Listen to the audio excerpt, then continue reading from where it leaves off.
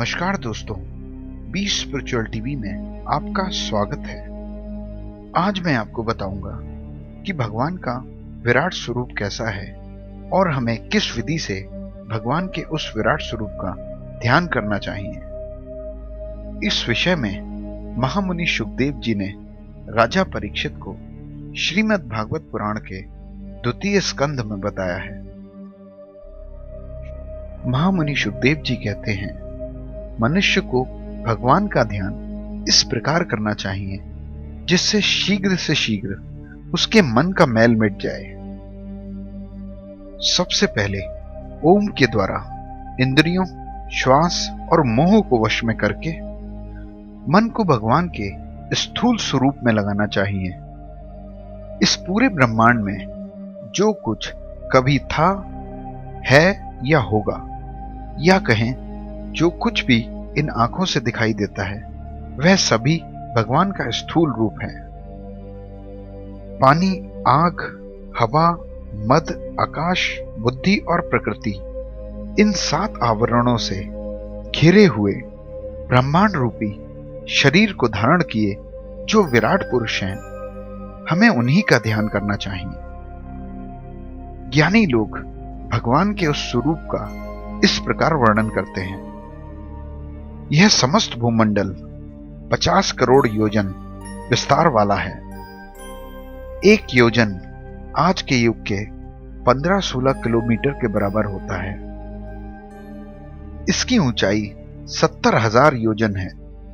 इसके नीचे 7 पाताल नगरियां हैं, जहां दैत्य और दानव तरह तरह की क्रियाएं करते हुए निवास करते हैं। इनमें से 7वां लोक, जिसे पाताल लोक कहते हैं, वे भगवान के पैरों के तलवे हैं। छठा तल, जिसे रसातल कहते हैं, भगवान के पैरों के पंजे और एड़ियां हैं। 5वां तल, जिसे महातल कहते हैं, वे भगवान के एड़ी के ऊपर की गांठें हैं। चौथा तल, जिसे तलातल कहते हैं, वह भगवान के पैरों के पिंड हैं।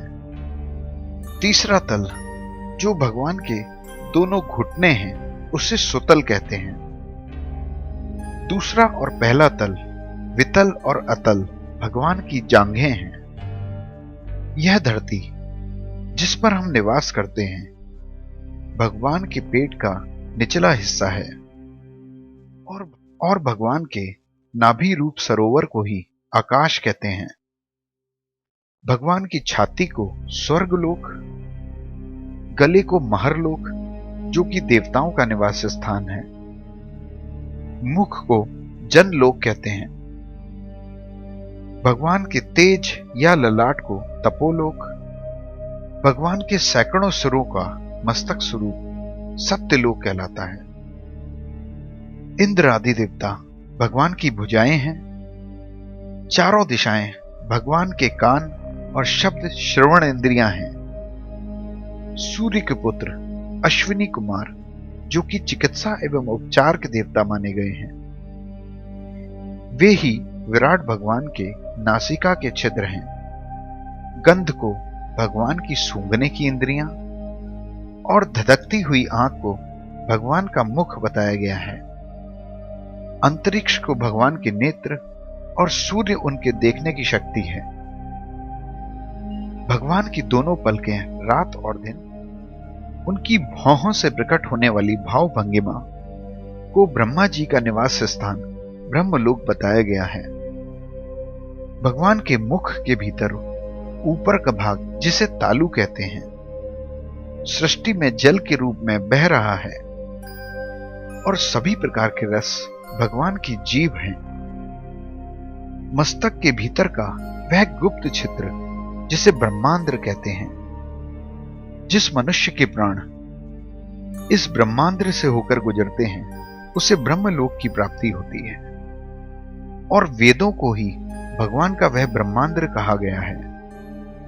भगवान की दाढ़ों को धर्म और मूल स्वरूप यम बताया गया है, जिससे मन मजबूत और पवित्र होता है। सब प्रकार के स्नेह, दांत और इस सारे जगत को मोहने वाली माया विराट भगवान की मुस्कान है और यह अनंत सृष्टि ही उस माया का विस्तार है। भगवान के ऊपर के होठ को लज्जा और नीचे के होठ को लोभ बताया गया है।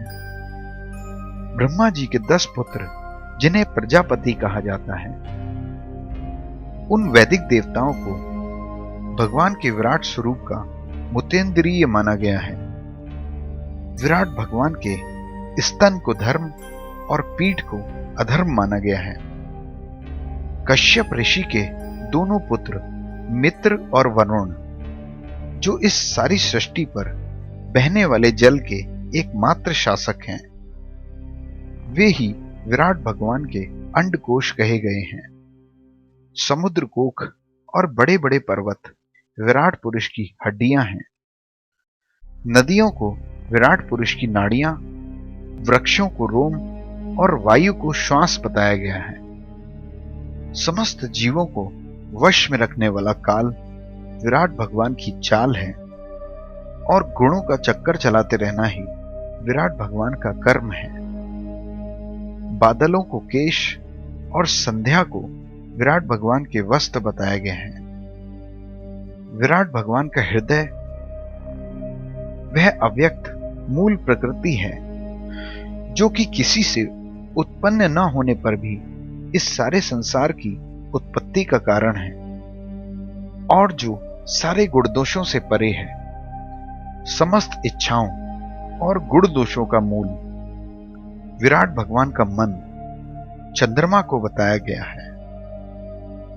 प्रकृति का पहला विकार बुद्धि तत्व, जिसे महतत्व भी कहा जाता है, उसे ही सर्वात्मा भगवान का चित्त माना गया है और भगवान शिव को विराट भगवान के चित्त में रहने वाला अहंकार बताया गया है। घोड़े, खच्चर, ऊंट, हाथी विराट भगवान के नाखून और वन में रहने वाले पशु पक्षी विराट भगवान की कमर में स्थित हैं। विराट भगवान के निर्माण की कला अद्भुत और अकल्पनीय है और तरह तरह के पक्षी उनकी इस अद्भुत निर्माण कला का ही उदाहरण है। स्वयंभू मनु विराट भगवान की बुद्धि और मनु की संतान मनुष्य का हृदय विराट भगवान का निवास स्थान है। षडज आदि स्वर, जो कि संगीत के पहले स्वर कहलाते हैं, निरंतर देवताओं की स्तुति करने वाले गंधर्व, विद्याधर, चारण और अप्सराएं विराट भगवान के उसी स्वर की स्मृति हैं।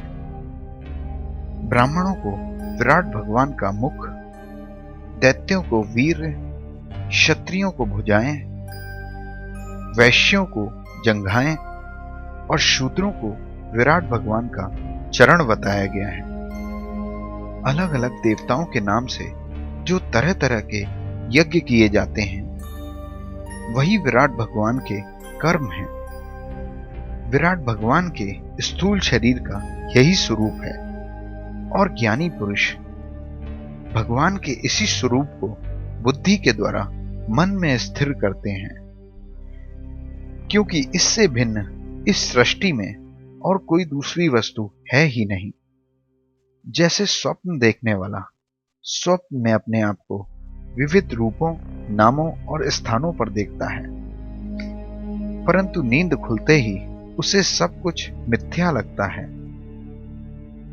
उसी प्रकार जीवन भी एक स्वप्न के समान है। और इस स्वप्न में भी भगवान ने मनुष्य को चेतना केवल इसलिए दी है जिससे वह अपने हृदय में नित्य निवास करने वाले भगवान को महसूस कर सके और अन्य किसी वस्तु की आसक्ति किए बिना उन सत्य स्वरूप आत्मघन परमात्मा का ही भजन करे। यह आसक्ति ही तो मनुष्य के आध्यात्मिक पतन का कारण है।